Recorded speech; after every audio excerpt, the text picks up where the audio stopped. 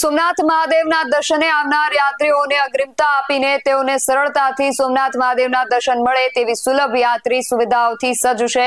તેમાં પણ ખાસ કરીને સિનિયર સિટીઝન અને દિવ્યાંગોની સેવા માટે ટ્રસ્ટની તાલીમ અને વ્યવસ્થાઓ સોમનાથને પ્રથમ બેરિયર ફ્રી મંદિર બનાવે છે, જેના પરિણામે વૃદ્ધો અને દિવ્યાંગો સોમનાથ દાદાના સુખપૂર્વક દર્શન કરી રહ્યા છે અને આ દર્શન સાચા અર્થમાં જીવ અને શિવનું મિલનનો સાક્ષાત્કાર કરાવે છે।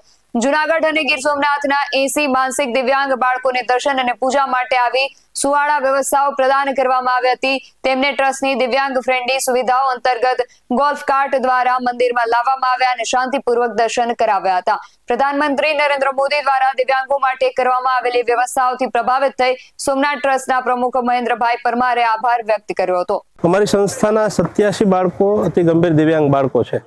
ખાસ અમારો ઉદ્દેશ એવો હતો કે સોમનાથ દાદા નું પૂજન કરી ધજા પૂજન કરી અને ધજા ચડાવવી। આપણા પીએમ મોદી સાહેબ જે આ ટ્રસ્ટના અધ્યક્ષ છે, સોમનાથ મંદિરના અધ્યક્ષ છે, તેમની સતત નજરાનીમાં આ જે સોમનાથ મંદિર છે એમાં ખૂબ સારી સુવિધા મળે છે।